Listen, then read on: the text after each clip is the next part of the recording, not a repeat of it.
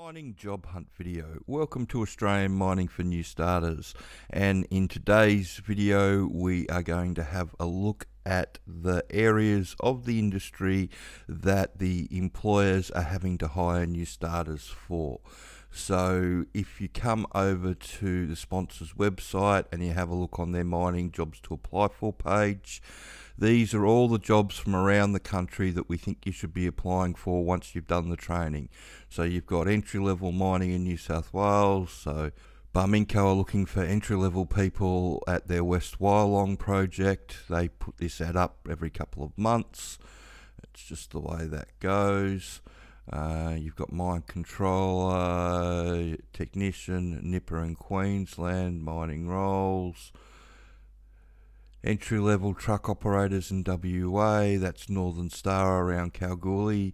There's drillers offsiders in Tasmania. If you scroll down, you'll see the jobs are all around the country and they keep on coming up over and over again. So if we go over to our map, this is our map with all our mines loaded up that are currently producing gold and base metals that are going into the batteries, that are going into everything at the moment. This is where your growth jobs are. This is where all the demand is. I wrote a blog a little while ago that I've put around again because I've updated some of the videos. But it's basically the same thing. There's 7 things that a new starter needs to know before they really have a proper go at getting in. And, number one is the areas of the industry that have got the new starter jobs. The media on both sides of the country are continually pushing people towards iron ore and coal.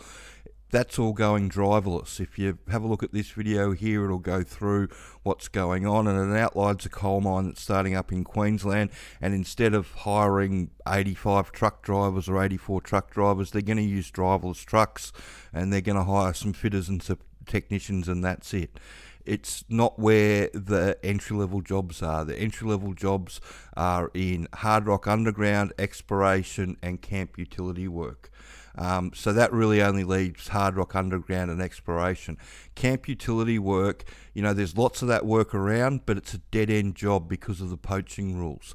I just did a video on poaching rules the last video I did on how they work and all that sort of stuff, so you can go back and have a look at that. But there, it leaves you stuck, unfortunately, and it actually goes into poaching rules and dead-end jobs in the third one. But you probably will need to relocate depending on where you are. You might be able to drive in and drive out, but most probably if you're in Sydney or Melbourne, you might have to make the move to a mining town or one of the capital cities like Perth, or up to Townsville if you want fly in fly out in North Queensland, that sort of stuff. The resume helps. Permanent jobs or labour hire. All shutdown work and the construction work, it's all temporary jobs, it's not permanent jobs. All the underground and exploration jobs, they're hiring everybody full time. That's the other reason to go for it. So if you want to have a look at this blog, it's up here, it's on our Facebook page as well. I've shared it around. I'll put it in the I'll put a link to it in the description below of the video. But if we go on to Seek and we type underground in and we give it a spin, you will see all the jobs come up, and it's entry level. Like we said, we've already looked at that entry level job in New South Wales. It's in WA. Burncutter looking for nippers in WA. They're looking for people in Queensland. They've been looking for people in South Australia. Everybody's looking for people everywhere for all these underground truck and nipper roles. Everybody wants experience, but the reality of the situation is, because we've been in this boom for a long time now, anybody with 12 months truck driving experience or 6 to 12 months nippering experience is looking for the next level up, which is service crew. And you only have to go through these job ads to see how many service crew jobs there are around. So here's the entry level one for Barminco for WA. They put that up every couple of weeks at the moment. There was a stage there a couple of months ago where they were putting it up every week. So it just shows you how many people they go through and how many people that they need. Education's the key. If you don't want to be one of the people that get run through, then you need to make sure that you understand what you're getting yourself into. You can use the sponsors training for that. I'll show some information on that at the end of the video. But if we move on to the next one and type exploration in, you'll see all the field tech jobs come up and off-sider jobs come up. Field tech can be a great place to start, and it pays reasonable money. The only problem is that it's a pigeonholed job. It's a good job, don't get me wrong. It's not like, I don't consider it like a utility job, because the fielder, you're on the main mine site, you're with the geologists all the time. I know people that have made not serious money, but have made really good money for the amount of work and what they're expected to do and the responsibilities that they have, because when you're the fieldy working with the geologist, it's the geologist that's in charge. You're just following instructions. So if you're working, in an even time roster and they start you on 90 or 95 and you get a pay increase for every year for sort of 3 or 4 years, you're going to be on 120, 130,000 before you know where you are. As long as you're doing a good job and you're meeting all your targets and and they want to keep you around. But as you can see, there's lots of these jobs all over the country. And then the other one is the drillers offsider. And so if you type drillers offsider in, you'll see all the drillers offsider jobs coming up. And it's the money's increased. The reason the money's increased is because they need people. 3 years ago, that would have been 90 to 110. Now it's 110 to 130. It's for 2 and 1. So it's, so you're working 34 weeks of the year opposed to an even time roster. That's why there's the extra more money involved.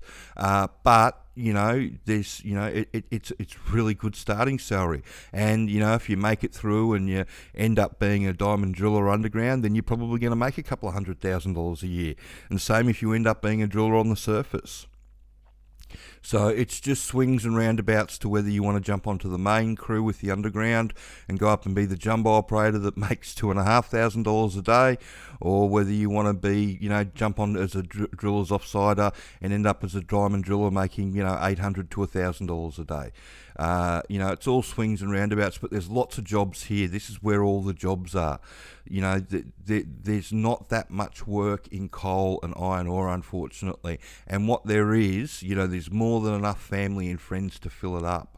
Whereas with what we do in the hard rock underground side and the exploration side, the employers are desperate for so many people. They still take the friends and family, don't get me wrong, but there's so many jobs out there that they need extra people. And so the best way to show the employer that you know what's going on and you're ready to be thrown in the deep end is education. And you can educate yourself using the sponsors training. There's 2 packages that you can do. One gives you help, one that you do yourself. So do it yourself, DIY. It's got all the information that the employers want. It teaches you how the mining system works. It teaches you all the rules so you know the good and the bad stuff when you're going in. It's one of the biggest problems that people have when they jump into the industry. They jump into it with rose-coloured glasses thinking that everything's going to be just fine and they're going to train me.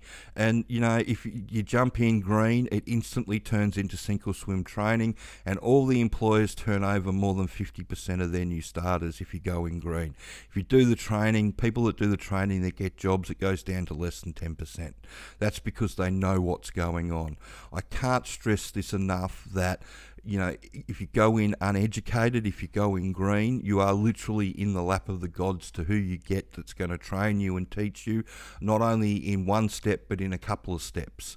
So, our solution to the problem was to educate people before they go so they knew all the important information, so they weren't relying on anybody to actually show them what's going on. And that's unfortunately the way it works with a lot of these jobs. There's all on-the-job training, and safety and training is so under the pump on these mines at the moment that they don't end up doing a lot of training. They end up doing a lot of paperwork. It's been like, every time we go through a boom, it's like this. This is the 5th boom that I've been through in the 25 plus career that I've had. And, it's the same thing every time. They just pour people through and they end up having to get a buddy up to show you how to train. There was a meme, on one of the mining social media pages, I think Jim it was on, where it was, they were playing, and it says, they picked up a card, it says, train the new operator or pick up 25 cards. And the picture's the next guy, he's got 25 cards in his hand, because nobody wants to train the new operator. And I did a video on that, about that, not too long ago as well, that you really should have a look at the reality of training in the middle of a mining boom. I mean, it just is what it is. So if you jump in unprepared, don't be surprised if you have a crap result, because that's what ends up happening. So if you want to get a good result, get your job that you want, get into a production mining job, then educate yourself. There's lots of jobs around, they're all over the country. And like I said, you just have to type underground into Seek and you'll see them all come up, or you can come over to our mining jobs to apply for page, where we load up all those jobs that we think you should be applying for, and they take you straight there. So you just have to click on it and it takes you straight there. And that's the entry-level job. I think they're paying about $450 a day, starting with Northern Star at the moment, which isn't too bad as a starting wage. But there's so much work around Kalgoorlie, it's not funny.